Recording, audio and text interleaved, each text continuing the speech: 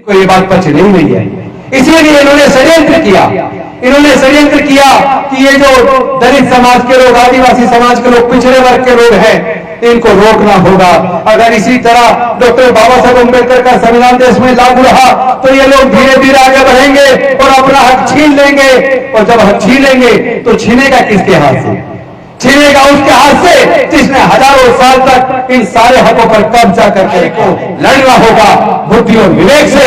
और ऐसे सारी संस्थाएं जो धर्म के नाम पर हमारे लोगों को अछूत और नीच बनाने के लिए बनाई गई हो, जो हमारे लोगों का इस्तेमाल धर्म की रक्षा के लिए करते हैं, दंगों के अंदर करते हैं, और उसके बाद जेल भी हमारे लोग जाते हैं, मारे भी हमारे लोग जाते हैं, बर्बाद भी हमारे लोग जाते हैं। तो ऐसे कथावाचकों को सुनना बंद कर दो।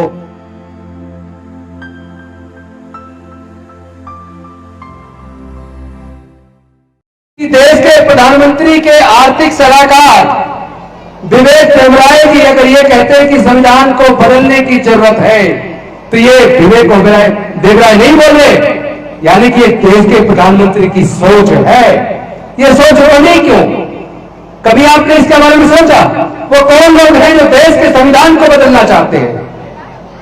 एक्चुअली संविधान में कोई कमी नहीं है, ये संविधान ही है जिसने इतने विविधताओं के भरे देश को, जहां 50 किलोमीटर पर भाषा बदल जाती है, संस्कृति बदल जाती है, जहां इतने सारे धर्म हैं, हजारों जातियां हैं, उसके बावजूद जहां आजादी से पहले भारत 562 रियासतों में बटा था, अगर इस भारत को कोई बांध पाया, एकजुट रख पाया, अखंड रख पाया, तो वो डॉक्टर बाबा साहब अम्बेडकर का बना संविधान रख पाया। वरना इस भारत को, विविधता से भरे भारत को एकजुट रखना इतना आसान काम नहीं है। संविधान बहुत दुनिया का सर्वश्रेष्ठ संविधान है, लेकिन क्या है, बाबा साहब ने खुद कहा था, संविधान कितना ही अच्छा क्यों ना हो, अगर उसके लागू करने वाले लोगों की नीयत अच्छी नहीं है तो देश दुनिया का बढ़िया सा बढ़िया संविधान बुरा साबित होगा। लेकिन अगर संविधान में कोई छोटी मोटी कमी भी हो और उसको लागू करने वाले लोगों की नीयत ठीक हो, तो वो संविधान दुनिया का सबसे संविधान साबित होगा। तो संविधान में कमी नहीं है, कमी इनकी नीयत में है, इनके खोट में है। इनको ये बात पच नहीं रही है, जो हजारों साल तक इनके गुलाम थे, इनकी चाकरी करते थे, आज डॉक्टर बाबा साहब अम्बेडकर के पढ़ने के रास्ते खोलने की वजह से, डॉक्टर बाबा साहब अम्बेडकर के दिए रिजर्वेशन की वजह से वो लोग पढ़ लिख कर डॉक्टर बन गए, जज बन गए, इंजीनियर बन गए, वकील बन गए, कलेक्टर बन गए, साइंटिस्ट बन गए, प्रोफेसर बन गए, MP बन गए, MLA बन गए, मुख्यमंत्री बन गए, राष्ट्रपति बन गए, मुख्य न्यायाधीश बन गए। इनको ये बात पच नहीं रही है, इसीलिए इन्होंने षड्यंत्र किया। इन्होंने षड्यंत्र किया कि ये जो दलित समाज के लोग, आदिवासी समाज के लोग, पिछड़े वर्ग के लोग हैं, इनको रोकना होगा। अगर इसी तरह डॉक्टर बाबा साहब अम्बेडकर का संविधान देश में लागू रहा तो ये लोग धीरे धीरे आगे बढ़ेंगे और अपना हक छीन लेंगे। और जब हक छीनेंगे तो छीनेगा किसके हाथ से? छीनेगा उसके हाथ से जिसने हजारों साल तक इन सारे हकों पर कब्जा करके रखा है, जिन्होंने आपके हक के प्राकृतिक संसाधनों पर, देश की सत्ता पर, सारे संसाधनों पर, सारी जितनी संवैधानिक संस्थाएं हैं, सब पर कब्जा करके रखा है। जब को आपको हक मिलेगा तो उनके हाथ से छीनेगा। अरे वो पूरी की पूरी रोटी पे काबिज है, उस रोटी में जो आपका हिस्सा है, जब से आपने अपने हिस्से की रोटी मांगना शुरू कर दिया, उसके पेट में दर्द हो गया, उसके पेट में दर्द हो गया। वो आपको रोकना चाहते हैं, वो आपको इंसान मानते ही नहीं, वो देश के अनुसूचित जाति, अनुसूचित जनजाति और पिछड़े वर्ग के लोगों को इंसान नहीं मानते। यही कारण है कि इस मध्य प्रदेश के अंदर कम से कम शेड्यूल कास्ट की जाति की जनसंख्या कम से कम 20% है, लेकिन उनको रिजर्वेशन 16% मिल रहा है। ST की जनसंख्या 22% से ज्यादा है, उनको 22% से कुछ कम मिल रहा है। OBC के साथ इतना बड़ा धोखा हो रहा है, उसकी जनसंख्या यहाँ के आंकड़ों के हिसाब से 51% है, लेकिन उनको 14% मिल रहा है। और कोर्ट को देखिए, लोग न्याय के लिए चारों तरफ से थक जाते हैं तो कोर्ट के शरण में जाते हैं, और कोर्ट में भी अभी तो सरकार ने 52% देने की बजाय 14% से बढ़ाकर केवल 27% की बात की थी, लेकिन हाईकोर्ट ने उसको भी स्टे कर दिया। यानी कोर्ट के अंदर भी ऐसे लोग बैठे हैं जिनके हृदय में न्याय नहीं है, न्याय की भावना नहीं है, तो फिर उम्मीद कहां से करें।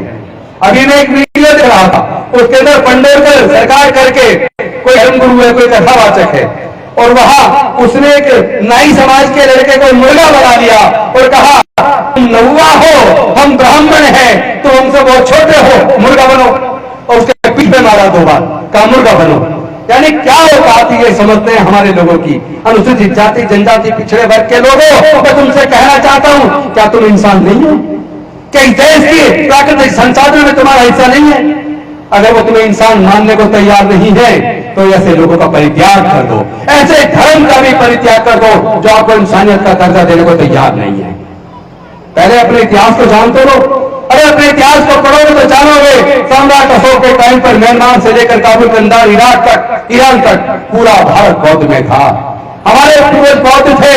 ये देश हमारे बुजुर्गों की सांस्कृतिक विरासत है, हमारी संस्कृति है, उसको अपभ्रंश करके इन्होंने हमारे संसाधनों को छीनकर सत्ता हासिल की है और हमें नीच, अछूत, शूद्र, अतिशूद्र, पिछड़ा बना दिया। आज समय आ गया है अपनी लड़ाई को लड़ने का। लेकिन ध्यान रहे, हजारों साल की गुलामी तोड़ने के लिए, हमारे पढ़ाई के रास्ते खोलने के लिए, हमारे नौकरी, सत्ता, संसाधन में हिस्सेदारी दिलाने के लिए डॉक्टर बाबा साहब अम्बेडकर जी ने अपने गोदी में छोटे छोटे 4 बच्चों को गवा दिया। 5 में से 4 बच्चे मां की गोद में गुजर गए। अरे सोच के देखो, जिसके 5 में से 4 बच्चे गुजर जाए, जवानी में पत्नी गुजर जाए, वो आदमी टूट जाता है। लेकिन डॉक्टर बाबा साहब अम्बेडकर टूटे नहीं। 4 बच्चे गंवाने के बावजूद, जवानी में अपनी पत्नी रमाबाई, माता रमाबाई को गंवाने के बावजूद उन्होंने अपना पूरा जीवन जलाकर हमारे और आपके जीवन में प्रकाश पैदा किया। लेकिन हमने क्या किया? हमने डॉक्टर बाबा साहब अम्बेडकर के साथ धोखा किया। हम धोखेबाज साबित हुए।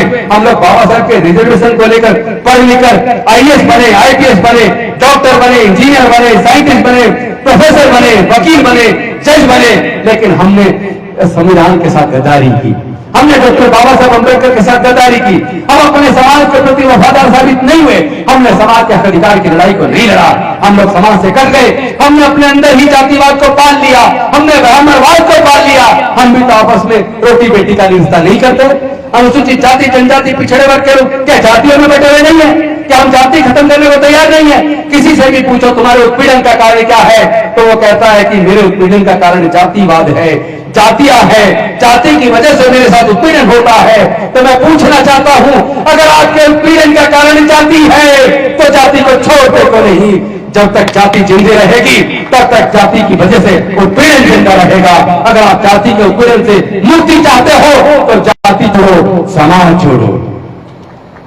मिशन जयभीम ने नारा दिया है, जाति छोड़ो, समाज छोड़ो। इस लड़ाई को लड़ना होगा बुद्धि और विवेक से। और ऐसे सारी संस्थाएं जो धर्म के नाम पर हमारे लोगों को अछूत और नीच बनाने के लिए बनाई गई हो, जो हमारे लोगों का इस्तेमाल धर्म की रक्षा के लिए करते हैं, दंगों के अंदर करते हैं, और उसके बाद जेल भी हमारे लोग जाते हैं, मारे भी हमारे लोग जाते हैं, बर्बाद भी हमारे लोग जाते हैं। तो ऐसे कथावाचकों को सुनना बंद कर दो।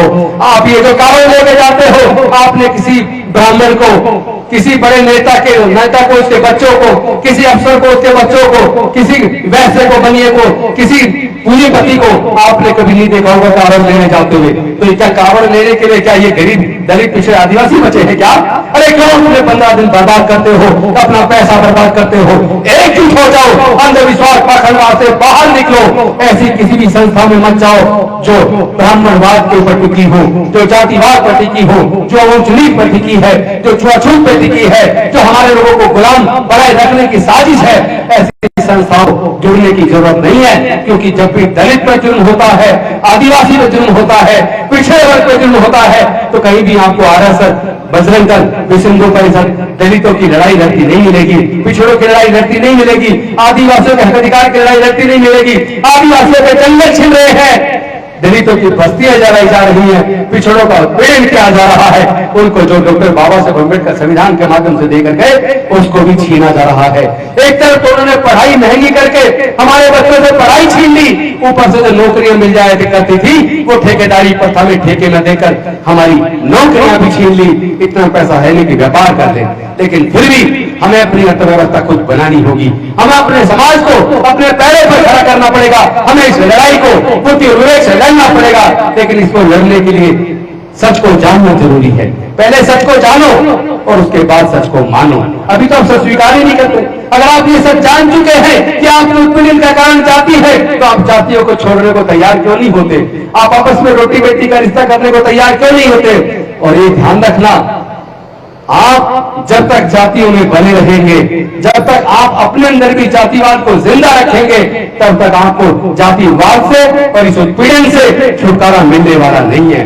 मैं एक बात और कह देना चाहता हूं, जो 2 अप्रैल 2018 को SC/ST एट्रोसिटीज एक्ट को बहाल करवाने के लिए आपने आंदोलन लड़ा, हमारे हजारों लोगों को जेल में डाल दिया, हजारों हमारे युवाओं पे केस चल रहे हैं। मैं चेतावनी चाहता हूं, 2024 के चुनाव में जो सरकार आए, जो भी पार्टी हमारी वोट मांगने आए, उससे कहना होगा हमारी कुछ मांगे हैं। पहला तो हमारे नौजवानों पर, जिन पर भी ये झूठे केस बने हैं, इन केसों को आपको वापस लेना होगा।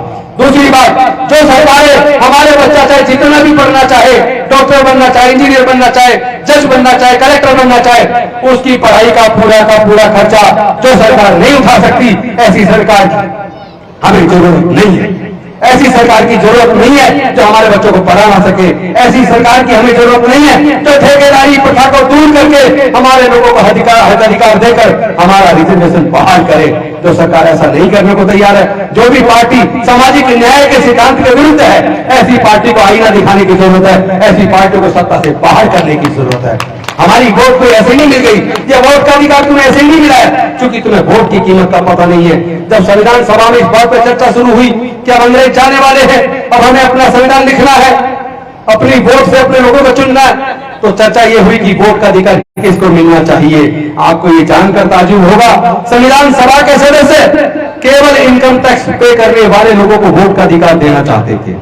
केवल बड़े जमींदारों को, बड़े पूंजीपतियों को और ग्रेजुएट को वोट का अधिकार देना चाहते थे। लेकिन डॉक्टर बाबा साहब अम्बेडकर जी ने सोचा, इस मनुस्मृति में जो व्यवस्था थी, उसमें हमारे लोगों के पढ़ने लिखने पर धार्मिक बंदिश थी, हमारे लोगों के व्यापार करने पर धार्मिक बंदिश थी, हमारे लोगों के संपत्ति रखने पर धार्मिक बंदिश थी, जिसकी वजह से ना हमारे लोग ग्रेजुएट बन पाए, ना व्यापारी बन पाए, ना इनकम टैक्स पेई बन पाए, ना जमींदार बन पाए। तो फिर इसका मतलब हमारे लोगों को ये वोट का अधिकार नहीं देना चाहते। और देश की महिलाओं को भी मनुस्मृति के अंदर पढ़ने की और संपत्ति का व्यापार का अधिकार नहीं था। यानी 50% महिला देश की, उसको भी पढ़ने लिखने का, संपत्ति का व्यापार का अधिकार नहीं था। देश के अनुसूचित जाति, जनजाति, पिछड़ा वर्ग, जिसको उस वक्त अछूत और शूद्र कहते थे, उनको भी पढ़ने लिखने का और व्यापार करने का, संपत्ति का अधिकार नहीं था। इसका मतलब हमारे लोगों को वोट का अधिकार मिलने वाला नहीं था। लेकिन डॉक्टर बाबा साहब अम्बेडकर संविधान सभा के सामने अड़ गए और उन्होंने कहा कि वोट का अधिकार भारत में रहने वाले सभी लोगों को समान रूप से मिलेगा और सबकी वोट की कीमत बराबर होगी। तो ये वोट हमें जो मिला है, वोट देने का अधिकार, सरकार को चुनने का अधिकार, ये डॉक्टर बाबा साहब अम्बेडकर जी ने अपनी बुद्धि और विवेक से, काबिलियत से, अपने तर्क से हमें दिलवाया है। लेकिन हम लोगों ने अपनी इस वोट की कीमत को नहीं समझा। हम शराब की बोतल में 1000-2000 रुपए में अपनी इस वोट को बेच देते हैं, 10-5 किलो अनाज में अपनी वोट को बेच देते हैं। धार्मिक जुलूस में एक कलश दे दिया और कलश यात्रा निकाल दी, एक साड़ी दे दी और बस आप हो गए उसके पीछे पीछे। पता ही नहीं चला कब में उस कलश यात्रा निकलवाने वाले ने आदमी के बच्चों का गला काट दिया, आपके हक अधिकार छीन लिए। इनमें जाना बंद करो। ऐसी किसी यात्रा में देश के SC, ST, OBC को जाने की जरूरत नहीं है। जो आपके हक अधिकार के लिए लड़ने को तैयार हो, ऐसे लोगों के साथ खड़े होने की आपको भी जरूरत नहीं है। और ऐसी किसी